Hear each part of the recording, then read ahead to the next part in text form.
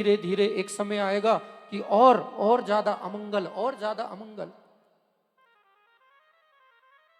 ये युग प्रभाव। लेकिन देवी, इस युग में लाख दोष हैं, किंतु भगवत कृपा से एक दिव्य फल भी है। क्या?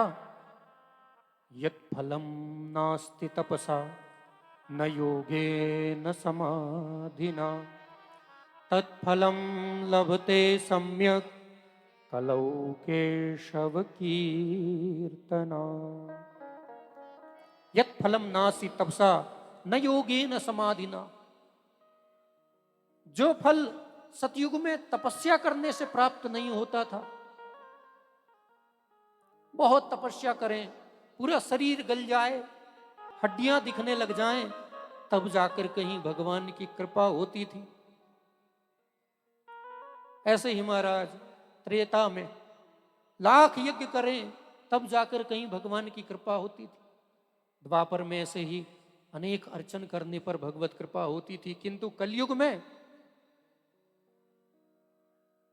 कलियुग केवल नाम आधारा, कलियुग केवल नाम आधारा, श्रवण मर नर उतरहि पारा, कलियुग केवल नाम आधारा, सुमिर सुमिर नर उतरहि पारा, कलियुग केवल नाम आधारा, सुमिर सुमिर नर उतरहि पारा, कलियुग केवल नाम आधारा, सुमिर सुमिर नर उतरहि पारा, कलियुग केवल नाम आधारा, सुमिर सुमिर नर उतरहि पारा। श्री राम जय राम, जय जय राम, श्री राम जय राम, जय जय राम, श्री राम जय राम, जय जय राम, श्री राम जय राम, जय जय राम। मंगल भवन मंगलहारी, द्रवहु सुदशरथ अजिर बिहारी, मंगल भवन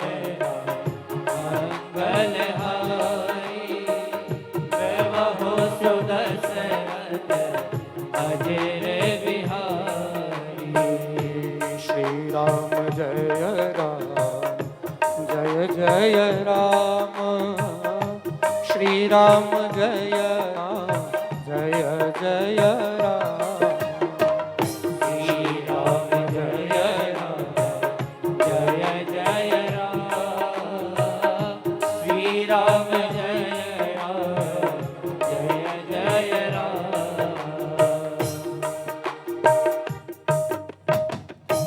तो भैया, कलयुग में ये बहुत सुंदर सौलभ्य हमें प्राप्त है। अन्य युगों में खूब तप करो, जप करो, अर्चन करो, यज्ञ करो, किंतु कलयुग में केवल भगवान का नाम ही इस संसार जगत से पार करने वाला है। कलयुग में जैसे तैसे भगवान का नाम ही नैया पार लगाने वाला है। इसलिए भक्ति देवी, अनेक दूषण है कलयुग में, किंतु एक सबसे सुंदर सौलभ्य है, वो है भगवान का नाम। तो इसलिए देवी, ये यद्यपि बहुत इसमें कठिनाई है, किंतु भगवान का नाम नौका है, उसमें बैठ करके हम इस संसार सागर को पार कर सकते हैं। तब तो भक्ति महारानी बड़ी प्रसन्न हुई और भक्ति महारानी ने नारद जी की प्रशंसा की है, नारद जी को प्रणाम किया है। धन्य है नारद जी महाराज आप। अरे आपकी कृपा जिस पर हो जाए उसे भगवान की प्राप्ति न हो, उसे संतोष न मिले, उसके जीवन में आनंद ना हो, ऐसा कहीं हो सकता है? जयति जगति मायाम यस्य काया धवस्ते वचन रचन केवलम चाकलय्या ध्रुव पदमपियातो यत् कृपातो ध्रुवोयम सकल कुशल पात्रम ब्रह्मपुत्रम नतास्मि। हे ब्रह्मा जी के पुत्र, आपको नमस्कार करते हैं। आपकी कृपा को प्राप्त करके, आपके आशीर्वचनों का श्रवण करके ही तो कयाधु पुत्र प्रहलाद जी महाराज भगवान को प्राप्त कर लिए। आपकी कृपा से ही ध्रुव जी ने छोटी सी 5 वर्ष की अवस्था में भगवान के दिव्य दर्शन मधुबन में किए। तो महाराज आपकी कृपा जिस पे हो जाए उसको भगवान की कृपा प्राप्त होती। इस प्रकार से भक्ति महारानी ने नारद जी को प्रणाम किया है। नारद जी महाराज ने संकल्प किया है, देवी यदि मैंने तुम्हें जन जन में स्थापित न कर दिया तो मेरा नाम नारद नहीं, ब्रह्मपुत्र नहीं। और फिर नारद जी महाराज ने दिव्य यत्न किया है, ज्ञान और वैराग्य को उठाने के लिए वेदांत के वेद के उद्घोष किए। ज्ञान वैराग्य उठते तो मगर फिर मूर्छित होकर के गिर जाते। देखो भैया, हमारे भी ज्ञान वैराग्य ऐसे ही है। भगवान की जब कथा होती है उस समय के लिए हमारे अंदर ज्ञान आता है, वैराग्य आता है। अरे कुछ नहीं लखा संसार में, सब कुछ तो भगवान की कथा है। किंतु कब तक? जब तक कथा में बैठे हैं तब तक। और जैसे ही कथा से उठे तो फिर संसार की व्यथा शुरू हो जाती है, फिर चूल्हा चखल और फिर संसार। तो जैसे ज्ञान वैराग्य जैसे तैसे तो उठते हैं, मगर फिर जैसे ही कथा से हम बाहर पंडाल से गए ज्ञान वैराग्य भी सो जाते हैं। यहां भी भक्ति महारानी के पुत्र ज्ञान और वैराग्य फिर वैसे ही सो गए। नारद जी महाराज ने बहुत यत्न किया मगर ज्ञान वैराग्य उठते तो मगर फिर मूर्छावस्था को प्राप्त हो जाते हैं।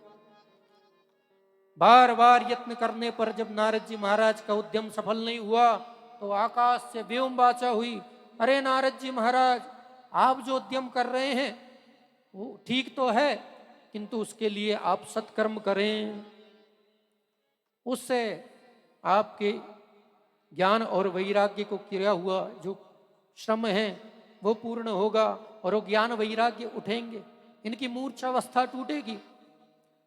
बोले महाराज, अभी तक जो मैं कर रहा हूं क्या ये तप नहीं है, ये सत्कर्म नहीं है? तो ये सत्कर्म कहां से पता चलेगा? व्योम वाचा ने आकाशवाणी की कि ये सब आपको संत बताएंगे। सत्कर्म क्या है ये संत बताएंगे। नारद जी महाराज निकल पड़े संतों से पूछने के लिए, सत्कर्म क्या है। अनेक तीर्थों में भ्रमण किया मगर नारद जी महाराज का इस प्रश्न का उत्तर कहीं प्राप्त नहीं हुआ उन्हें। जहां भी जाते पूछते, लोगों ने सोचा ब्रह्मा जी का पुत्र नारद, जब इन्हें नहीं पता सत्कर्म क्या है तो हमें आपको क्या पता होगा। तो सारे के सारे ऋषिगण या तो मौन हो जाते या फिर वहां से चले जाते। नारद जी महाराज ने कहा, इस प्रकार से व्यथित होकर मैं सत्कर्म क्या है इस प्रश्न के उत्तर में बद्रिका आश्रम में निकल पड़ा। और यहां अब आप सनक सनंदन सनातन ऋषि मुनियों का दर्शन हुआ। आप ही कृपा करके बताइए कि सत्कर्म क्या है। सनक सनंदन सनातन ऋषि कुमारों ने बताया, नारद जी महाराज अब चिंता छोड़ दो, श्रीमद् भागवत महापुराण की दिव्य कथा गंगा, उसका आश्रय ग्रहण करो। वो भक्ति महारानी के पुत्र ज्ञान वैराग्य के निमित्त गाओ, सुनाओ, निश्चित ही ज्ञान और वैराग्य उठ खड़े होंगे। नारद जी महाराज के मन में प्रश्न हुआ, अरे महाराज, श्रीमद् भागवत महापुराण क्या वेद से अलग है? श्रीमद् भागवत महापुराण वेद में से ही तो निश्रित है, वेद में से ही तो निकला हुआ भाग है। तो जब मैंने वेदों को सुनाया, वेदांत सुनाया, तब ज्ञान और वैराग्य नहीं जागे तो क्या श्रीमद् भागवत महापुराण से वो जाग जाएंगे?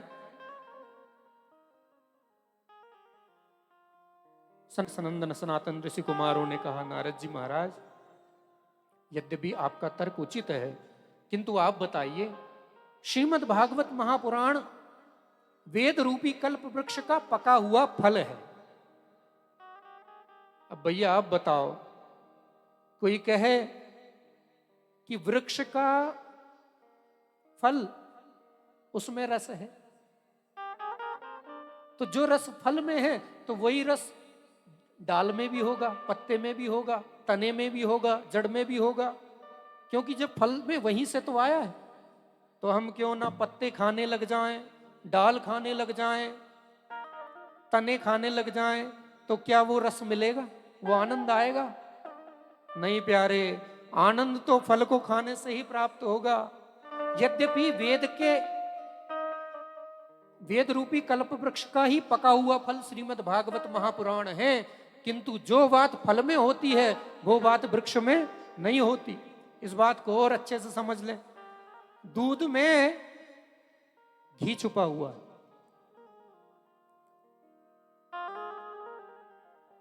तो महाराज दूध में घी छुपा हुआ है और घी से पुड़ियां बनती, और घी से आप जो बनाना चाहें, बढ़िया पकोड़े इत्यादि सब बनते हैं। अब कोई कहे कि जब घी दूध के अंदर विद्यमान है तो हम दूध से ही पकोड़े छान ले, दूध से ही पुड़ी बना ले, तो नहीं चलेगा क्या? तो ऐसा होगा? कोई दूध में पुड़ी छाने तो क्या छन जाएगी? नहीं, यदि पुड़ियां निकालनी है तो उसके लिए तो महाराज दूध को दही बनाना पड़ेगा, दही को विलोना पड़ेगा, फिर उसमें से मक्खन निकालना पड़ेगा, फिर मक्खन को आग में तपाना पड़ेगा और उसमें से फिर घी निकल आएगा, और फिर घी में दिव्य पुड़ियां छानिए। तो उसी प्रकार यद्यपि श्रीमद् भागवत महापुराण वेद रूपी कल्प वृक्ष का पका हुआ फल है, किंतु जो बात घी से पुड़ियां छन सकती हैं वो दूध से नहीं छन सकती। तो श्रीमद् भागवत महापुराण वेद का ही सार है, मगर जो बात श्रीमद् भागवत महापुराण में है वो वेद में, तो इसीलिए श्रीमद् भागवत महापुराण पका हुआ फल है। तो इस प्रकार से बड़े दिव्य दृष्टांतों से समझाया है, नारद जी महाराज की समझ में आई। और अब तो महाराज नारद जी ने कहा, जाना कहां है फिर?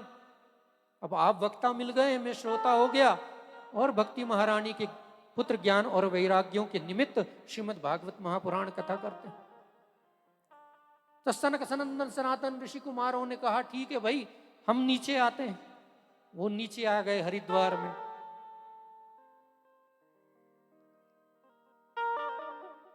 नारद जी महाराज हरिद्वार में दिव्य सुंदर आनंदवन नाम का एक तट है, यहां पर बैठ करके श्रीमद् भागवत महापुराण की कथा प्रारंभ हुई।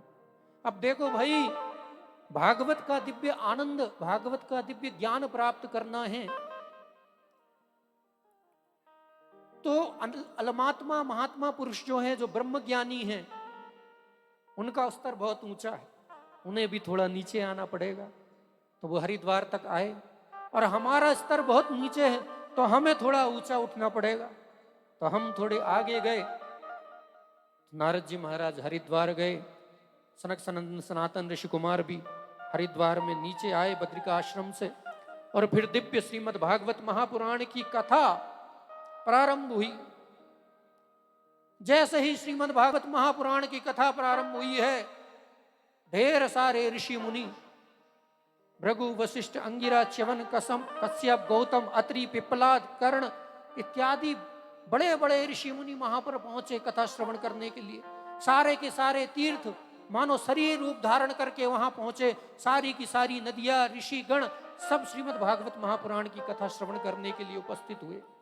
भृगु जी महाराज को बताया गया कि जाओ सबको प्रेरित करो, देखो भागवत की कथा में आने वाला वो तो भगवान की कृपा प्राप्त करता ही करता है, मगर जो अपने साथ कुछ लोगों को लाए उसके ऊपर तो और ज्यादा कृपा होती है महाराज। भृगु जी महाराज जाते हैं तो अपने साथ 2-4 ऋषियों को लेके आते हैं। अरे चलो भाई, हरिद्वार में दिव्य भगवान की श्रीमद् भागवत महापुराण की कथा हो रही है, हम सभी चल करके उसका दिव्य लाभ लेते हैं।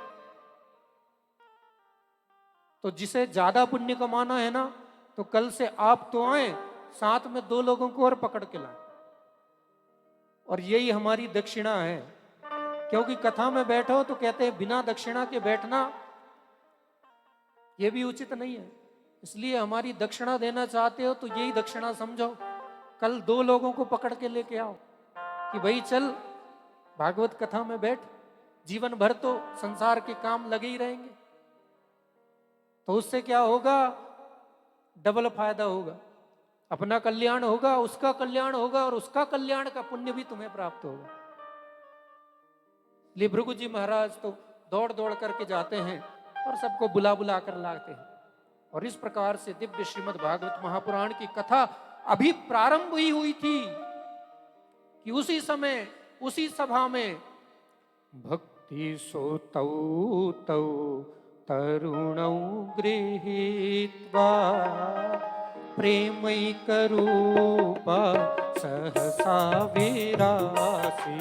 भक्ति सोतौ तौ तरुणौ गृहीत्वा प्रेमैकरूपा सहसा विरासी। श्री कृष्ण गोविंद हरे मुरारे नाथेति नामानि मुहुर्वदन्ति। श्री कृष्ण गोविंद हरे मुरारे नाथेति नामानि मुहुर्वदन्ति। श्री कृष्ण गोविंद हरे मुरारे हे नाथ नारायण वासुदेव। श्री कृष्ण गोविंद हरे मुरारे नाथ नारायण वासुदेव। हे नाथ नारायण वासुदेव। हे नाथ नारायण वासुदेव। हे नाथ नारायण वासुदेव। हे नाथ नारायण वासुदेव। हे नाथ नारायण वासुदेव। हे नाथ नारायण वासुदेव। श्री कृष्ण गोविंद हरे मुरारे हे नाथ नारायण वासुदेव। श्री कृष्ण गोविंद हरे मुरारे हे नाथ नारायण वासुदेव। श्री कृष्ण गोविंद हरे मुरारे हे नाथ नारायण वासुदेव। श्री कृष्ण गोविंद हरे मुरारे हे नाथ नारायण वासुदेव। जय गोविंद गोविंद जय जय गोपाल गोपाल। जय जय गोविंद गोविंद जय जय गोपाल गोपाल। जय जय गोविंद गोविंद जय जय गोपाल गोपाल।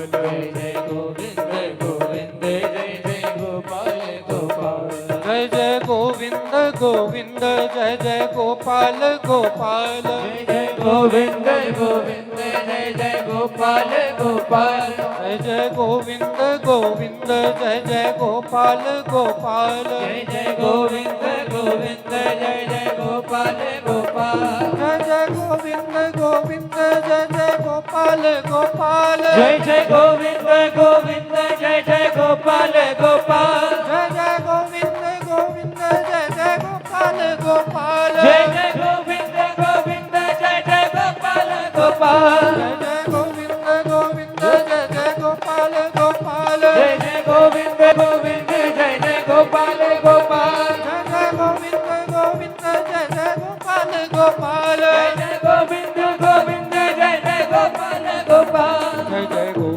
गोविंद जय जय गोपाल गोपाल जय जय गोविंद गोविंद जय जय गोपाल गोपाल जय जय गोविंद गोविंद जय जय गोपाल गोपाल जय जय गोविंद गोविंद जय जय गोपाल गोपाल जय जय गोविंद गोविंद जय जय गोपाल गोपाल जय जय गोविंद गोविंद जय जय गोपाल गोपाल जय जय गोविंद गोविंद जय जय गोपाल गोपाल जय जय गोविंद गोविंद जय जय गोपाल गोपाल जय जय गोविंद गोविंद जय जय गोपाल गोपाल जय जय गोविंद गोविंद जय जय गोपाल गोपाल जय जय गोविंद गोविंद जय जय गोपाल गोपाल गोविंद गोविंद जय जय गोपाल गोपाल जय जय गोविंद गोविंद जय जय गोपाल गोपाल गोविंद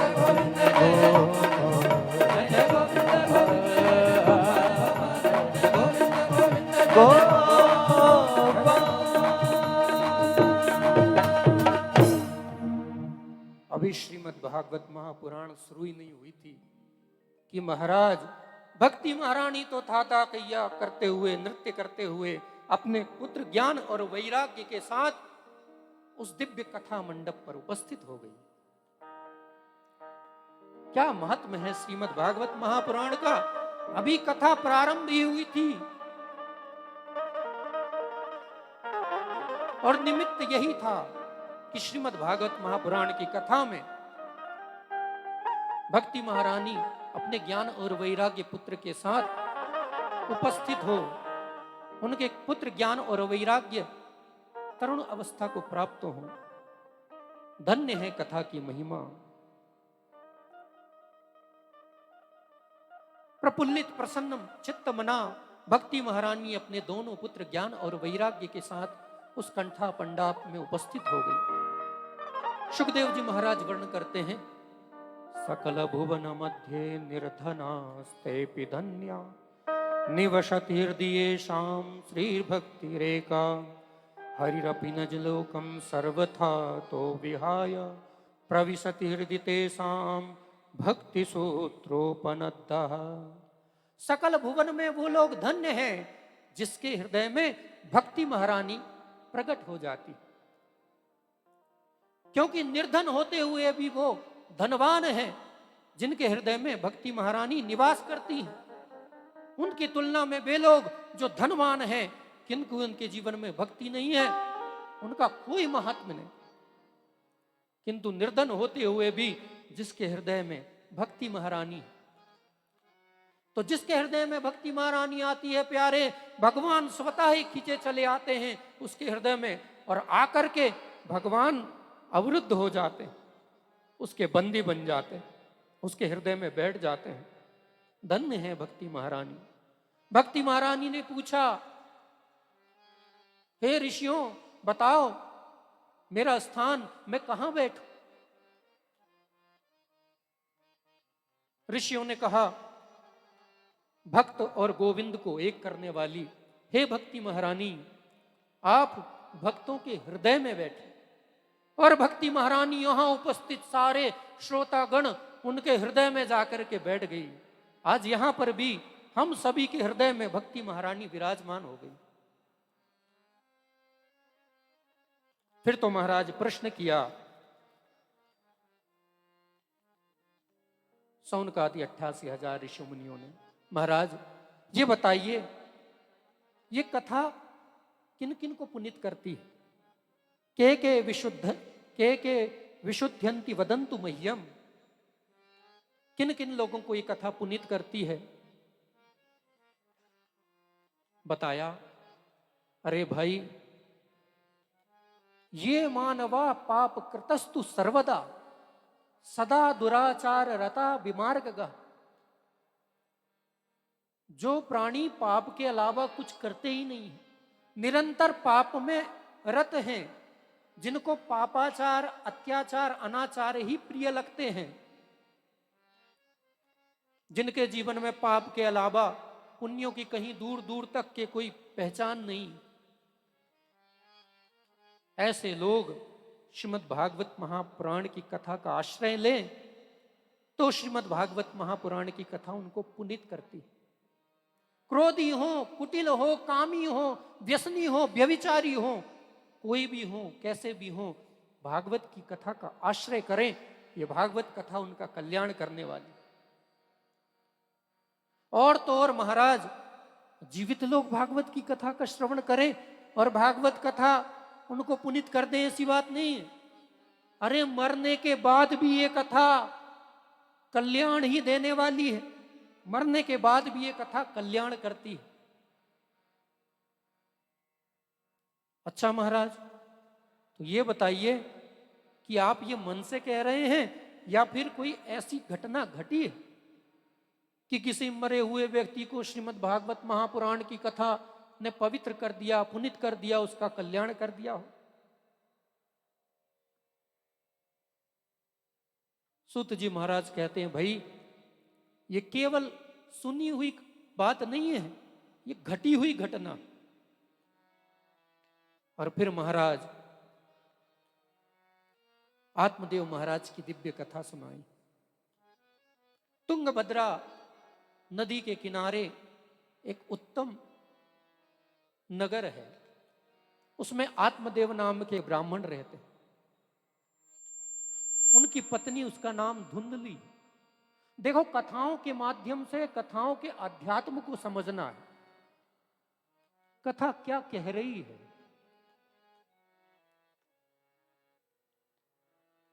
ये आत्मदेव कौन है?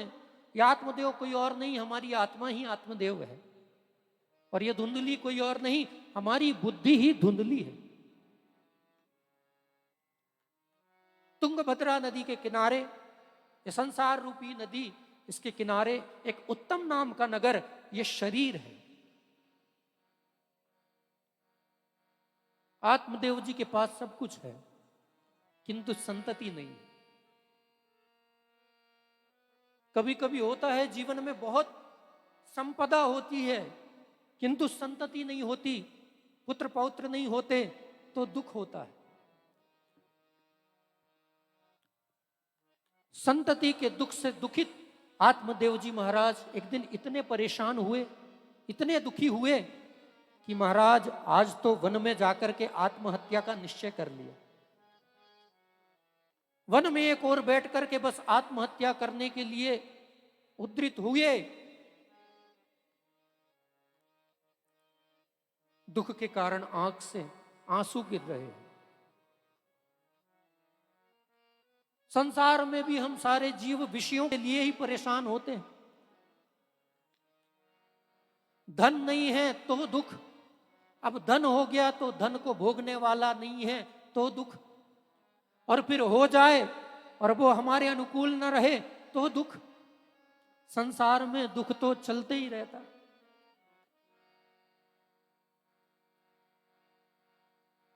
अब आत्मदेव वन में जाकर के रुदन करने लगे। एक महापुरुष ने देखा, महापुरुष को दया आ गई। महापुरुषों का जीवन दया से भरा हुआ होता है। संसार के किसी व्यक्ति की दुख की स्थिति को देख करके वो रह नहीं पाते, दया से भर गए, पास में आए और उससे पूछा, आत्मदेव कथम रोदसी विप्रत्वम काते चिंता बलीयसी बदत्वम सविस्तारम स्वस्य दुःखस्य कारणम। हे ब्राह्मण देवता, क्या कारण है? क्यों दुखी हो? क्यों रो रहे हो?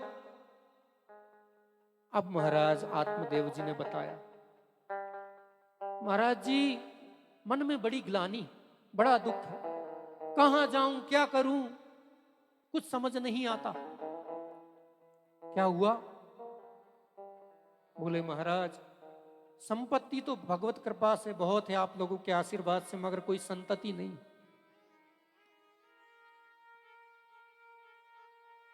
उसी के कारण दुख। मेरी अपनी तो कोई संतति नहीं है, मेरे घर में गाय है, वो भी कभी नहीं ब्याती।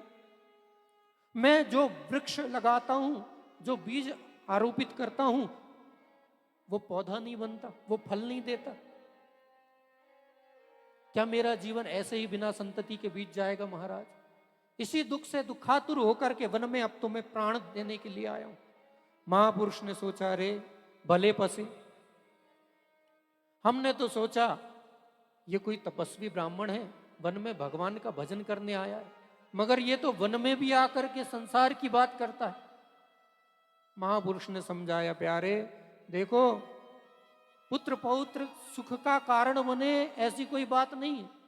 यदि ऐसा होता तो राजा सगर के तो 60,000 पुत्र थे, मगर क्या सुख हुआ उन्हें? तो यदि पुत्रों के कारण सुख होता है तो राजा सगर के तो 60,000 पुत्र थे, क्या सुख मिला उन्हें? तो इसलिए ऐसे विचार को छोड़ दो। संसार सुख का नहीं, दुख का कारण होता है। अत्यधिक समझाने पर आत्मदेव न माने। आत्मदेव ने कहा, महाराज 2-4 ऐसे प्रवचन तो हम भी कर सकते हैं। अरे हम जानते हैं, गृहस्था सरसो लोके पुत्र पौत्र समन्विता।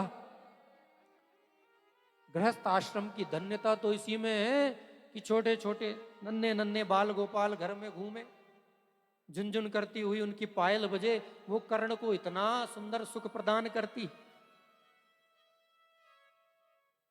रोज देवी जी सेवा करती हैं, पकी पकाई सुंदर सुंदर रसोई मिलती है, गरम गरम खाने को मिलता है। आप क्या जानो गृहस्थ का सुख क्या होता है? आप तो ठहले महात्मा। महात्मा जी ने कहा, ऐसे ये समझने वाला है नहीं, बहुत समझाया मगर समझ नहीं आया। महाराज जी ने उसके भविष्य को देखा और भविष्य कथन किया। अरे विप्र देवता, एक जन्म क्या 7 जन्म में भी तुम्हारे कोई संतति नहीं है। अब तो वो और चिल्ला चिल्ला कर रोने लगा। महाराज अभी तो मेरा दुख 1 गुना था, आपने तो 7 गुना और बढ़ा दिया। अब तो महाराज आपको कोई उपाय करना पड़ेगा। यदि आपने कोई उपाय नहीं किया, आपने मुझे संतान न दी, तो आपके चरणों में सर पटक पटक के मर जाऊंगा और एक ब्रह्म हत्या का दोष आपको लगेगा। महाराज जी ने कहे, हे भगवान, अच्छे खासे बैठ करके भजन कर रहे थे, ये बाबरे को देखा और फंस गए। अब तो ये कहता है आपके चरणों में बैठकर ही प्राण त्याग दूंगा और दोष हमें लगेगा। महापुरुष ने एक फल दे दिया, ये फल ले जाकर के अपनी पत्नी धुंधली को दे देना, कह देना है इसका भक्षण करे, इसको पाले, भगवत कृपा से दिव्य पुत्र की प्राप्ति होगी। आत्मदेव वो फल लाता है, अपनी पत्नी धुंधली को दिया। ये फल महापुरुष की प्रसादी है, इसे ग्रहण करो, कुछ ही मास में भगवत कृपा से पुत्र की प्राप्ति होगी। ऐसा कहकर के आत्मदेव तो निकल गया। अब धुंधली ये बुद्धि है, और बुद्धि प्यारे तर्क वितर्क करती है। हमारी बुद्धि होती है ना, आज मंदिर जाएं कि नहीं जाएं, छोड़ो ना, आज नहीं अब कल जाएंगे। फिर बुद्धि तो बुद्धि, वो तर्क वितर्क करती है। जैसे ही धुंधली को ला करके फल दिया, सब धुंधली भी तर्क वितर्क करने लगी। बगल से आ गई एक पड़ोसन, आपस में बात करने लगी। दूल्हे ने कहा, देखना आज ये आत्मदेव जी हमारे ब्राह्मण देवता पता नहीं कहां से फल ले आए और कह रहे हैं ये फल को खा लो तो संतान की प्राप्ति होगी। अरे फल खाने से भी कहीं संतति होती है भला? पड़ोसन ने कहा, अरे पतिदेव ने लाया है, कहा है तो खा के देख ले। बोले ठीक है, खा लेती हूं। फिर कहा, यदि खा लूंगी तो फल भक्षेण गर्भस्यात् गर्भेणोदर वृद्धिदा। फल खा लिया तो फिर गर्भ बढ़ जाएगा। और फिर सुना है कि जो गर्भवती महिलाएं हैं उनका भोजन कम हो जाता है। फिर मेरा भी भोजन कम हो जाएगा, फिर मैं कुछ कम खाऊंगी, अब फिर मेरे शरीर में शक्ति नहीं रहेगी, फिर कोई काम नहीं कर पाऊंगी, फिर स्थिति बड़ी विचित्र हो जाएगी। पड़ोसन ने कहा, तो तू घबराती क्यों है? अरे काम तू मत करना, तेरी ननंद को बुला लेना, वो काम करेगी। अरे क्या बताऊं, मेरी ननंद आ जाएगी ना तो वो तो एक नंबर की चोटी है। अब वो आ गई तो मेरे घर की तो आधी से संपत्ति ऐसी गोल हो जाएगी। पड़ोसन ने कहा अरे फिर क्या करेगी? बोले मैं तो ननंद को ना बुलाऊंगी। फिर तर्क वितर्क शुरू हो गए। कहने लगे अच्छा यदि मैंने फल खा लिया, गर्भ हो गया, फिर मैंने सुना है कि सुखदेव जी अपनी मैया के गर्भ में 12 वर्ष तक रहे थे, और मेरा पुत्र यदि 1-2 मास ही ज्यादा रह गया तो मेरी तो क्या स्थिति होगी भगवान नहीं जाने। और देववशात यदि ऐसा ना हो, मगर नगर में कहीं आग लग गई तो सब भाग खड़े हो जाएंगे, मेरा गर्भ बड़ा रहेगा तो मैं भाग भी ना पाऊंगी, जल के यही नष्ट हो जाऊंगी। और इस प्रकार से मानो महाराज खूब कुतर्क किए, मगर फल खाया नहीं। ऐसी हमारी बुद्धि है, लाख कुतर्क वितर्क करने वाली। पड़ोसन उसकी बहन थी, उसने कहा देख तुझे ये फल नहीं खाना है, तू मत खा, तुझे संतति चाहिए, तेरे यहाँ खाने वाला कोई नहीं है, संतति बहुत है, हमारे यहाँ पर खाने वाले बहुत है मगर संतति नहीं। समाज का एक वर्ग ऐसा है जिसके पास बहुत है भगवत कृपा से, मगर घर में खाने वाले कोई नहीं। और समाज का एक वर्ग ऐसा भी है जिसके यहाँ खाने के लिए तो कुछ नहीं है, मगर हर वर्ष एक नए खाने वाले की लाइन लगी। ऐसा होता है ना समाज में। भाई बड़ा व्यक्ति है, पैसे वाला है, सब कुछ है, बड़े नौकर गाड़ी घोड़ा बंगला है, नौकर ने बढ़िया सुंदर सुंदर हलवा बनाया, उसमें मेवा मिश्री घी शुद्ध देसी गाय का डाला, ला करके साहब जी के सामने रख दिया। सर ये आपके सामने गरम गरम हलवा। साहब ने थोड़ा सा उठाया, चखा और प्लेट उठा करके दे मारी दीवार में। गधे कहीं के, हलवा बनाते नहीं आता। शक्कर ज्यादा हो गई, थोड़ी सी शक्कर ज्यादा होने के कारण पूरे का पूरा हलवा बेकार। और समाज का एक वर्ग ऐसा है जहां महाराज महीनों महीने सब्जी नहीं बनती, 4-5 महीने में एक बार यदि सब्जी बन जाए तो घर के सभी लोग बैठ करके बड़े प्रेम से खाते हैं। आज भगवत कृपा से हरी सब्जी खाने को मिली।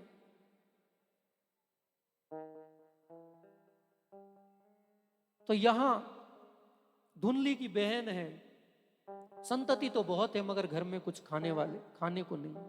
कहा तू एक काम करना, मेरे गर्भ में अभी एक पुत्र पल रहा है, तो आत्मदेव को बता दे, कपड़ा बांध ले पेट में और बता कि मेरे गर्भ है, 9 मास बाद मेरा गर्भ जब प्रसव होगा तू ले लेना और ये आत्मदेव के सामने रख देना, बदले में मुझे कुछ संपत्ति दे दे, मैं अपने स्वामी को समझा लूंगा। दुल्हनी ने ऐसा ही किया। दुल्हनी आत्मदेव को छलती है और कहा ये फल महापुरुष ने दिया है तो ये किसी गाय को खिला दे, तेरे यहां गाय है तो फल की भी परीक्षा हो जाएगी कि फल महापुरुषों के द्वारा दिया हुआ उसमें कोई बात है या नहीं। तो फल गाय को खिला दे परीक्षा के लिए। सो महाराज फल गाय को खिला दिया। धुंधली छलती है। 9 मास बाद धुंधली की बहन उसने लाकर के पुत्र धुंधली को थमाया, धुंधली ने अपने पति को दे दिया। 9 मास बाद धुंधली की बहन के गर्भ से भी बालक उत्पन्न हुआ। यहां गैया मैया का भी एक सुंदर सा दिव्य बछड़ा हुआ।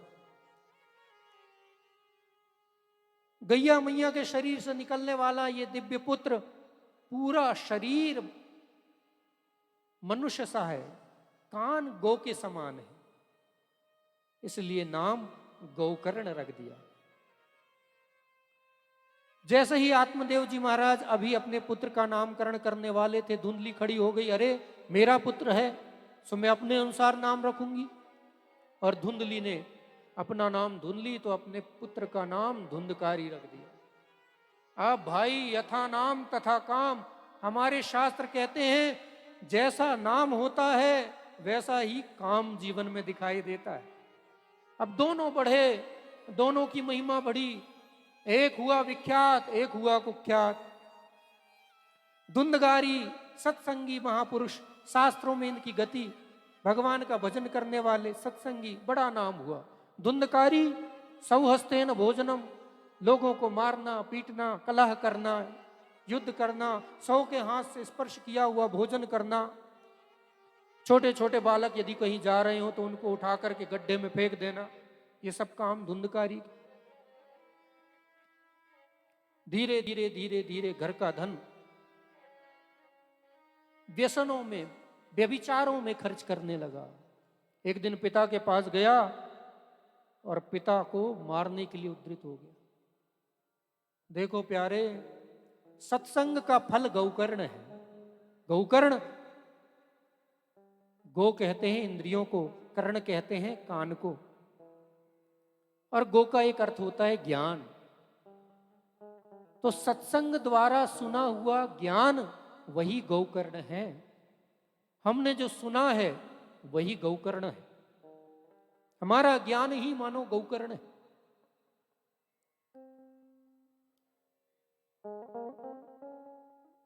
तो धुंधली का पुत्र धुंधकारी आत्मदेव को एक दिन मारने के लिए उद्धृत हुआ। आत्मदेव जी महाराज व्यथा से भर गए और आज पुनः घर को छोड़ करके वन में निकल पड़े आत्महत्या के लिए। जिस पुत्र के लिए मैंने इतने यजन किए, वन में गया, महापुरुष से फल लाया, इतना होने पर भी ये बालक आज मुझे ही मारने के लिए उद्धृत हो रहा है। सो महाराज आत्मदेव वृथा से भर गए, वन में जाकर के पुनः आत्महत्या करने के लिए उद्धृत हुए।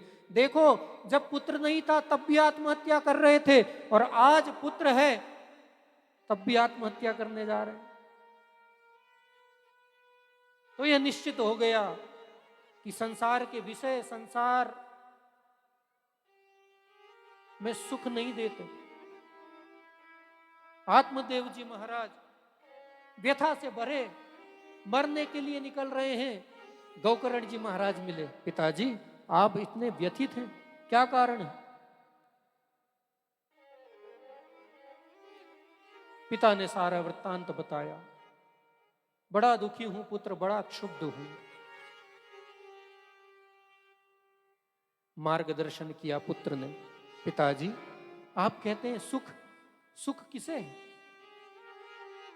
न चेन्द्रस्य सुखम किंचित न सुखम चक्रवर्तिनः सुखमस्ति विरक्तस्य मुनेरेकांत जीविना। पिताजी इंद्र को भी सुख नहीं है, और तो और आप सोचते हैं कि राजा का सुख, राजा को भी सुख नहीं है, वो भी महाराजा बनने की होड़ में है। अरे सुख तो केवल विरक्त एकांत में धीर गंभीर बैठे हुए भजनानंदी महापुरुष को, उसके जैसा सुख किसी को नहीं। और 2 श्लोकों में श्री गोकर्ण जी महाराज ने दिव्य उपदेश किया अपने पिता को, वही गौकर्ण गीता कहलाई। गौकर्ण जी महाराज कहते हैं, पिताजी देहेस्ति मां सुरुधिरे भीमतिम त्यजत्वम जाया सुतादिषु सदा ममतां विमुञ्च पश्यानिशं जगदिदं क्षणभङ्गनिष्ठं वैराग्यरागरसिको भवभक्तिनिष्ठा धर्मं भजस्व सततं त्यज लोकधर्मान् सेवस्य साधु पुरुषान् जहि काम तृष्णा अन्यास्तदोष गुणचिन्तसमासु मुक्त्वा सेवा कथा रसमहो नितरां पिबत्वम् देहेस्तिमां सरुधिरे भिमतिं त्यजत्वम। पिताजी, देह गेह में जो आपकी आसक्ति है ना, इसे छोड़ दीजिए। पिताजी, दो ही रस्सियों से संसार के सारे प्राणी बंधे हुए हैं, एक है अहमता और एक है ममता। ये अहमता और ममता, इन्हीं दो रस्सियों में संसार के सारे प्राणी जकड़े हुए हैं। ये देह को हम अपना समझते हैं पिताजी, और ये देह कैसा है? अस्थि, मांस, मज्जा, रुधिर, इन सबसे तो बना हुआ है।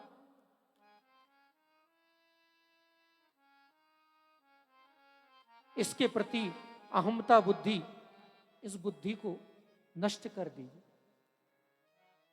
अरे ये शरीर में लगाया हुआ कपड़ा हम जो पहनते हैं वो दूसरे दिन मैला हो जाता है। ये शरीर जिस भोजन को खा करके जीवित है, उस भोजन को यदि 2 दिन रख दो तो वो सड़ जाता है, गल जाता है। तो उसी भोजन से ये शरीर चलता है, तो इसकी अवधि कब तक प्यारे? अंदर तो दुर्गंधी ही दुर्गंधी भरी हुई है। नवद्वारों से ये जो 9 छिद्र हैं शरीर में, सबसे मैल ही तो निकलता है। ये देह मैल का ये भांड है। इसके प्रति अहमता बुद्धि ये छोड़िए। कैसा है ये नष्ट हो जाने वाला है, एक दिन खत्म हो जाने वाला है। इसके प्रति क्या ममत्व पिताजी? और जब ये देह ही नष्ट होने वाला है, एक ना एक दिन ये खत्म हो जाएगा, तो फिर इस देह से संबंध जो है उनके प्रति काहे का ममत्व? वो भी एक ना एक दिन जाने वाले। ऐसी भावना मन में बनाइए। एक क्षण भंगुर है, आज नहीं तो कल नष्ट होने वाला है। वैराग्य के वीतियों के पथिक बनिए, धर्म का निरंतर आश्रय करिए। लोक धर्म को छोड़िए। लोक धर्म क्या है? इसकी चुगली, उसकी चुगली, इसकी टोपी उसके सर, उसकी टोपी इसके सर। ये लोक धर्म है प्यारे। इस लोक धर्म को छोड़िए और साधु महापुरुषों का संग करिए। सेवस्व साधु पुरुषान जहि काम तृष्णान अन्यस्य दोष गुण चिंतन मासु मुक्त्वा। दूसरों के दोष गुणों को छोड़िए और सेवा कथा रसम हो नितराम पिबत्वम। पिताजी, भगवान की कथा की दिव्य सन्निधि प्राप्त करिए। भगवान की दिव्य कथा को सुनिए, आपका कल्याण होगा। क्योंकि ये शरीर 5 भौतिक पदार्थों से बना हुआ है और अंततो गत्वा 5 भौतिक पदार्थों में ही मिल जाएगा। तो इसके प्रति कैसा राग? इतना सुंदर दिव्य उपदेश किया और प्यारे आत्मदेव महाराज को ज्ञान हुआ। पुत्र को प्रणाम करके आत्मदेव जी महाराज निकले। 10वें स्मृतं का पाठ करके भगवत धाम को प्राप्त हुए। यहाँ गौकर्ण जी महाराज भी तीर्थ यात्रा के लिए निकले हैं। धुंधकारी का पाप बढ़ा। अब तो महाराज धन का व्यय बुरे कामों में करने लगा। एक दिन माता से धन मांगने लगा। धुंधली के पास धन नहीं था। धुंधली ने मना किया, सो माता को मारने के लिए उद्यत हुआ। धुंधली घबराई, रात्रि में, रात के अंधेरे में निकली, एक कूप में गिर गई, उसकी मृत्यु हो गई। धुंधकारी अब स्वच्छंद हो गया। अब तो महाराज निरंतर पाप में संलग्न होने लगा। 5 वेश्याओं को ले आया।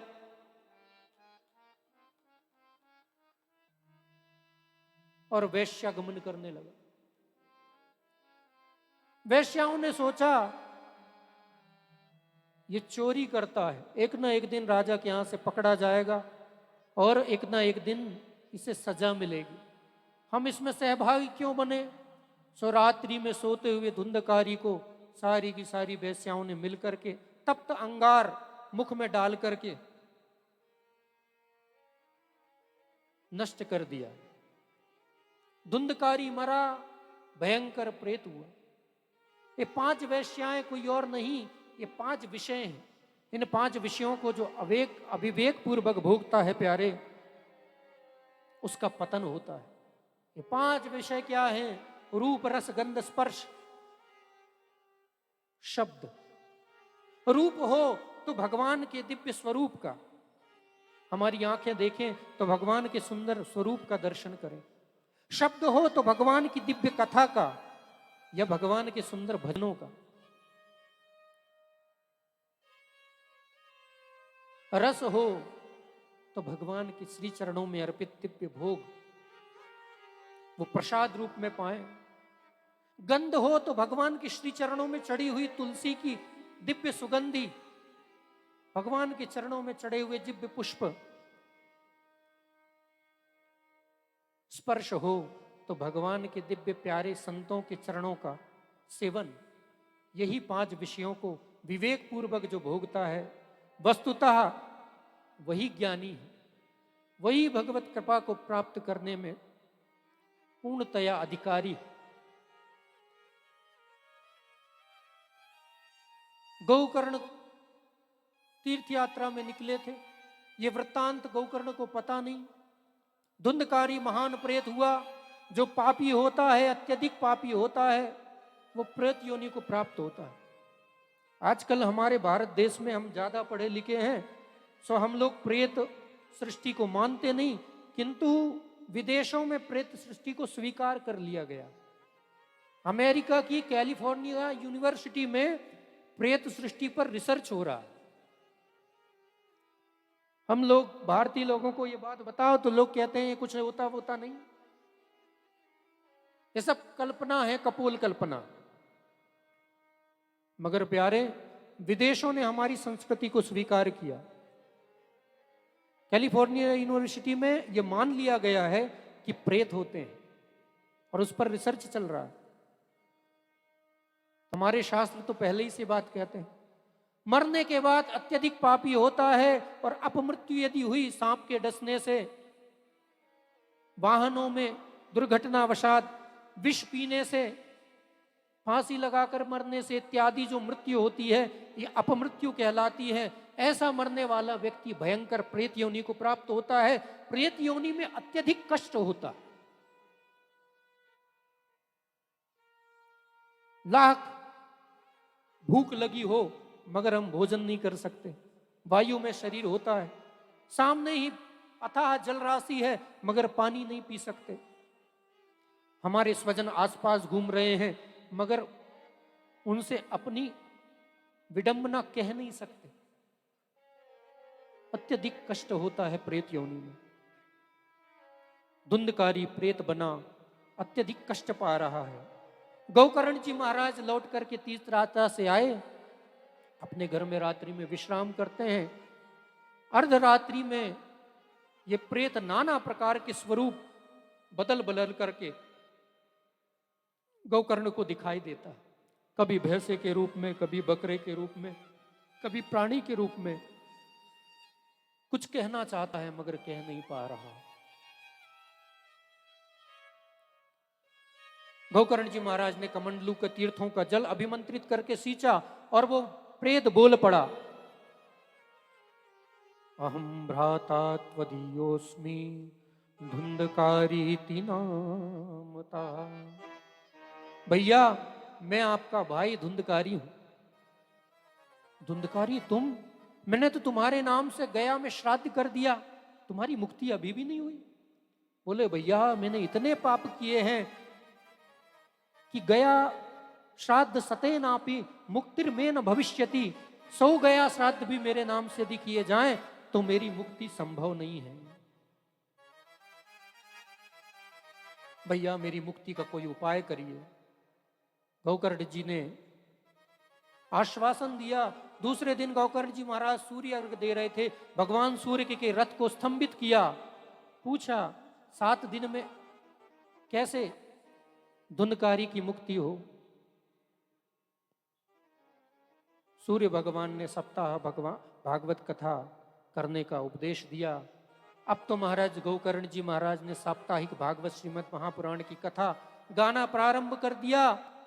और 7 दिन जैसे ही हुए, एक दिव्य सप्त ग्रंथि का बांस बनाया गया। 7 दिन में वो एक एक करके ग्रंथि फूटी और 7वें दिन धुंधकारी दिव्य स्वरूप धारण करके दिव्य विमान पर बैठ करके और भगवान के श्री धाम जाने लगा। गोकर्ण जी ने रोका, महाराज यहां इतने सारे लोग हैं, सभी ने भागवत की कथा सुनी, केवल धुंधकारी के लिए ही विमान क्यों आया? बोले महाराज कथा श्रवण भेद में होने से फल में भी भेद हो गया। सभी ने कथा सुनी किंतु सबके अलग अलग भाव हैं। कथा सब सुनते हैं, कोई सुनता है कि हमारे भगवत कृपा हो, कोई सुनता है हमारा पुत्र हो, कोई सुनता है हमें धन प्राप्ति हो। सबकी अपनी अपनी भावनाएं, अपनी अपनी इच्छाएं। तो जो जैसी भावना से, जैसी इच्छा से भागवत की कथा श्रवण करता है, ये कल्प वृक्ष है, वैसी वैसी उसकी कामनाओं की पूर्ति होती है। धुंधकारी केवल इसी भाव से बैठा है कि हे भगवान मेरी मुक्ति हो, और भगवत कृपा से आज दिव्य भगवान का विमान आया और धुंधकारी जा रहा है भगवान के धाम। अब तो महाराज पुनः गोकर्ण जी महाराज ने भागवत कथा सुनाई है। सारे के सारे नगरवासी बैठे हैं और कहते हैं कि जैसे राम जी जब स्वधाम गमन करने लगे तो सारी अयोध्या के वासी उनके साथ भगवान के धाम को जा चले गए, वैसे ही गोकर्ण जी महाराज ने भागवत की दिव्य कथा सुनाई और सारे के सारे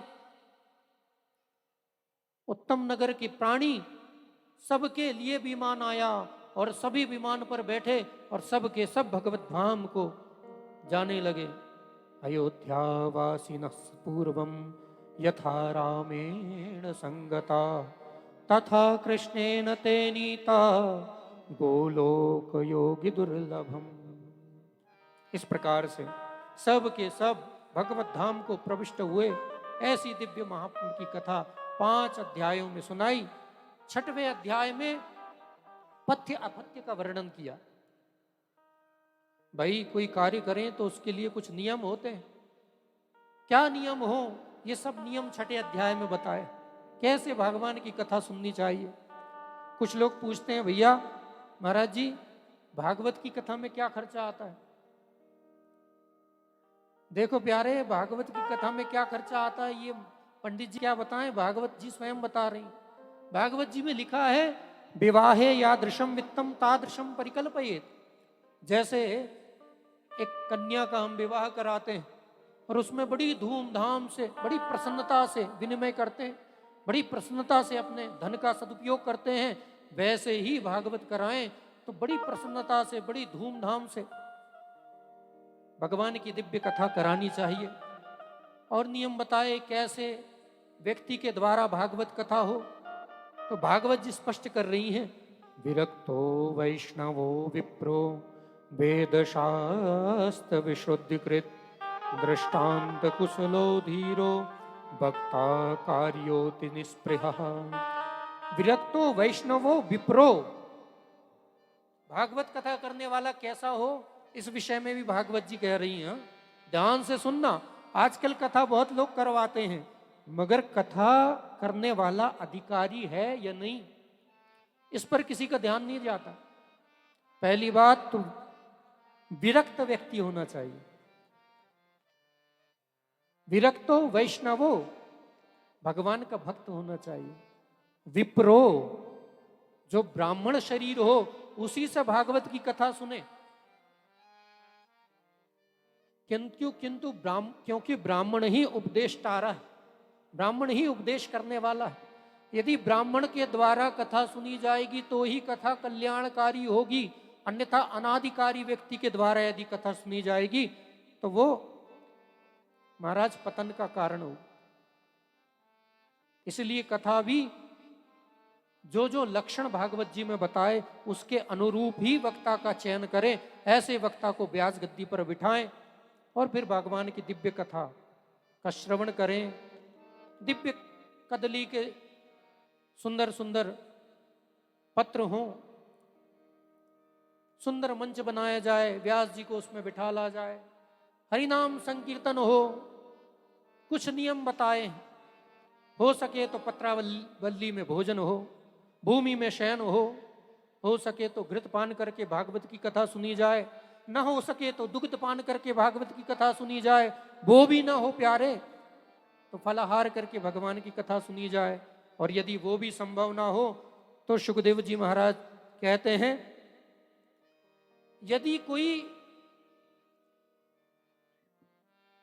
भोजन करके भी कथा सुनना चाहे, यदि बिना भोजन किए हुए मन न लगे भागवत कथा में, तो 2 टाइम भोजन करे प्रेम से, मगर भगवान की कथा सुने। इस प्रकार से दिव्य पथ्य अपथ्य का विचार है 6 अध्याय में। यहां श्री सूत जी महाराज सौनकादि 88,000 ऋषि मुनियों को कथा सुना रहे हैं। वहां बद्री विशाल क्षेत्र में सनक सनंदन सनातन ऋषि कुमार नारद जी महाराज को कथा सुना रहे हैं। कथा के अंतिम में दिव्य संकीर्तन होता है। संकीर्तन प्रारंभ हुआ और महाराज प्रहलाद स्थालधारी तलल गजया चोद्धवा कांसधारी वीणाधारी सुर ऋषि स्वर कुशलतया राग करतार्जुनो भूत इंद्रो वादीन मृदंगम जय जय सुकरा कीर्तने ते कुमारा यत्राग्रे भाववक्ता सरसर चनया व्यास पुत्रो बभूवा। प्रहलाद जी ताली बजा करके कीर्तन में सहयोग कर रहे हैं।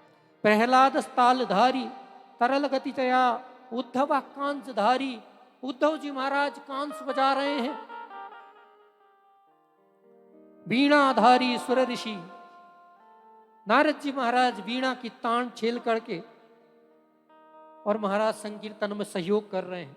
स्वर कुशलतया राग करतार्जुनो भू, स्वर में कुशल अर्जुन राग अनेकानेक राग रागानियों से संकीर्तन में सहयोग प्रदान कर रहे हैं। इंद्र मृदंग बजा रहे हैं और चारों के चारों सनक सनंदन सनातन ऋषि कुमार जय हो बलिहारी हो इस प्रकार से लोगों का वर्धन कर रहे हैं और दिव्य सुंदर कीर्तन प्रारंभ हुआ है। आइए हम सभी पुनः दिव्य कीर्तन के माध्यम से आज की कथा को यहीं विराम दें। निकुंज में बिराजे घनश्याम राधे राधे, निकुंज में बिराजे घनश्याम राधे राधे, निकुंज में बिराजे घनश्याम राधे राधे, निकुंज में बिराजे घनश्याम राधे राधे, निकुंज में बिराजे घनश्याम राधे राधे, कुंज में बिराजे घनश्याम राधे राधे, राधे राधे राधे घनश्याम राधे राधे, राधे राधे राधे घनश्याम राधे राधे, राधे राधे राधे घनश्याम राधे राधे, राधे राधे राधे घनश्याम राधे राधे, राधे राधे राधे हमें श्याम से मिला दे, राधे राधे राधे घनश्याम से मिला दे, राधे राधे राधे हमें श्याम से मिला दे, राधे राधे राधे घनश्याम से मिला दे, कुंज में बिराजे घनश्याम राधे राधे, कुंज में हरि बिराजे बोल। घनश्याम राधे राधे, हरि हरि प्रेम से ताली बजाते हुए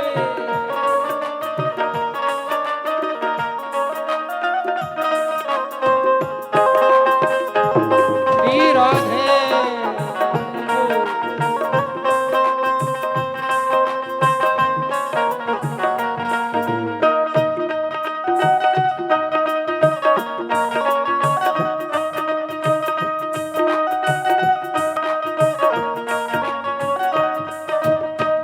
ओ मुरली वाले की महफिल सजी है, मुरली वाले की महफिल सजी है, मुरली वाले की महफिल सजी है, मुरली वाले की महफिल सजी है, उनकी रहमत का झूमर सजा है, उनकी रहमत का झूमर सजा है, उनकी रहमत का झूमर सजा है, उनकी रहमत का झूमर सजा है, देख कर हमको ये लग रहा है, देख कर हमको ये लग रहा है, देख कर हमको ये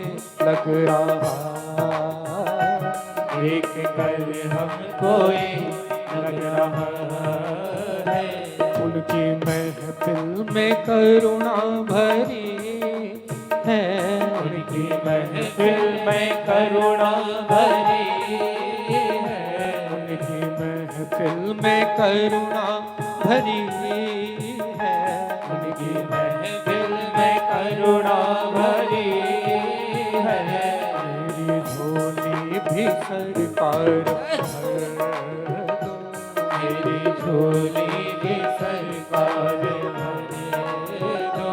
भर दो झोली भी सरकार भर दो, मेरी झोली भी सरकार भर दो, आपने सबकी झोली भरी है, आपने सबकी झोली भरी है, आपने सबकी झोली भरी है, आपने सबकी झोली भरी है, कुंज में विराजे घनश्याम राधे राधे, कुंज में विराजे घनश्याम राधे राधे, कुंज में विराजे घनश्याम राधे राधे, कुंज में विराजे घनश्याम राधे राधे, राधे राधे राधे बरसाने वाली राधे, राधे राधे राधे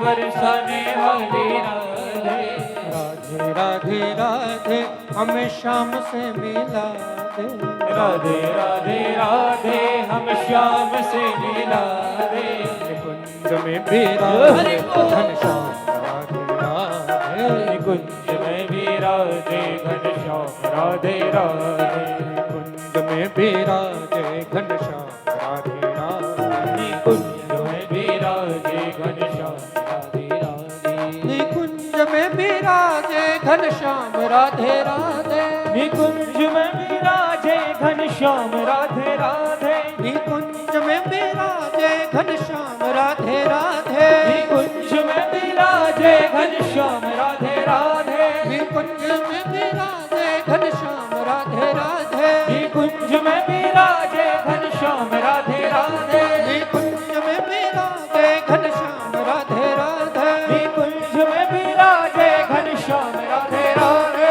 जय राधे राधे राधे राधे राधे राधे राधे, श्याम मिला दे राधे राधे, श्याम मिला दे बरसाने में, राधे राधे, बरसाने में, राधे राधे, पुचरी को लौटा, पुचरी को लौटा, तान गली में, तान गली में, तान गली में, तान गली में, जय राधे राधे जय राधे राधे जय राधे राधे, श्री राधे राधे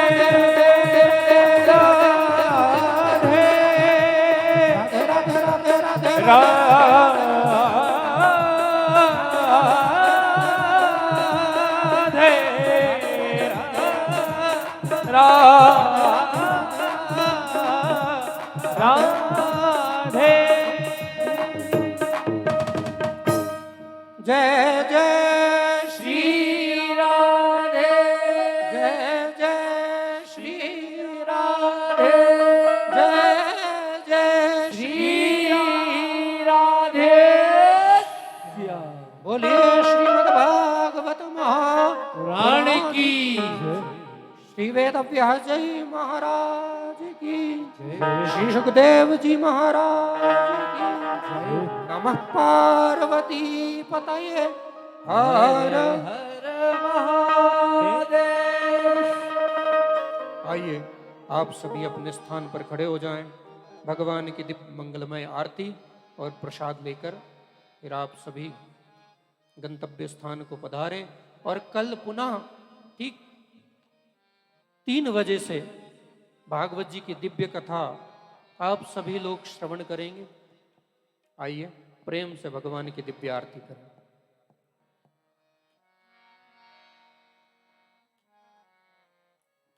ओम दीप ज्योतिर्परम ब्रह्म